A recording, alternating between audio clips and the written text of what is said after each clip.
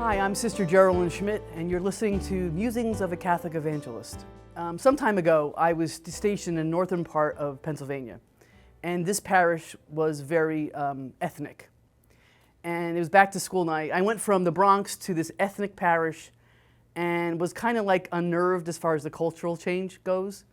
I spent 8 years in the South Bronx, understood Latino culture thoroughly, but this is a whole new clientele, whole new culture.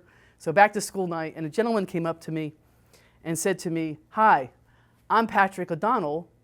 What are you?" And I'm like, "Pardon?" Not knowing what he was asking me. He goes, "I'm Patrick O'Donnell. What are you?" And I'm like, "Catholic." He goes, well, that's a given. You have the union suit on. What nationality are you?" And I'm like, "Does it matter?" He goes, "Around here it does." So I said, I'm Irish and German. And he said, "Oh, well, like my wife." And I'm like, "Well, I wouldn't put it that way. Around here you do." I'm like, whoa. Okay, so as I was pondering that whole different cultural exchange, speaking the same language but completely different vocabulary, I am blank. How do you answer that in 30 seconds? You know, like, do you say an aspect of your personality? Do you say your job? Do you say something about your gifts and talents? Do you say about your ministry? What words would you use to describe the total you? I am. And I'm like, wow, when I answer that question, I am Catholic, that does mention the total me. Okay, so what does the word Catholic mean? Wikipedia. It talks about the universality of the church being Catholic with a small c. It talks about the relationship to all people in the whole world. As far as being Catholic is, where is home? I thought that was a unique understanding of the word Catholic.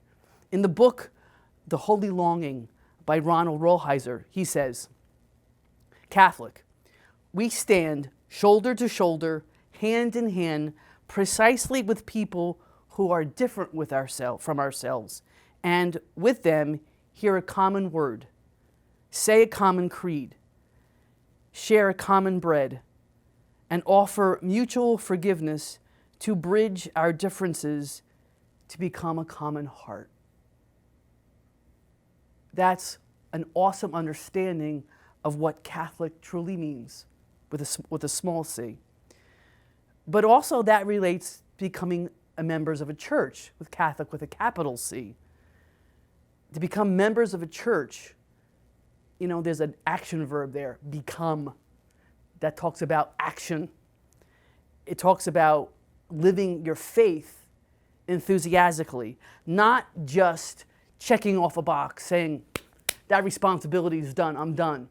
No. By living your faith enthusiastically, it brings joy. Joy to you, to the people that you associate with. And where do you get that power? Focus again on the Eucharist. That's the AAA battery, the ever-ready bunny battery of being what a Catholic is, the Eucharist. The tabernacle is the energy source of who we are. There is the energy source, the cell of what you put your batteries in the Catholic Church. As we kneel in front of that, there is a constant dialogue between God and ourselves. And we have to settle ourselves. We have to quiet ourselves in order to hear the tiny whispers that God constantly talks to us. Pope Benedict says it this way: "The Eucharist celebrated obliges us and at the same time enables us to become, in our turn, bread broken for our brothers and sisters, meeting their needs and giving ourselves to them. In order to be faithful to the mystery celebrated on the altar, we must, as the Apostle Paul exhorts us, offers our bodies, ourselves as spiritual sacrifice, pleasing to God in those circumstances, that ask us to make our I die, and that constitute our daily altar. The gestures of sharing create community, renew the fabric of interpersonal relations, impressing them with free giving, and with the gift permits the construction of a civilization of love. The flame of love. That should constitute of what society is all about. That's the living of love is what should be the cement of society. Wow. To live love, to be Catholic, to be universal enough to love all people. So I ask you, so what are you? And you're listening to Sister Geralyn, Musings of a Catholic Evangelist.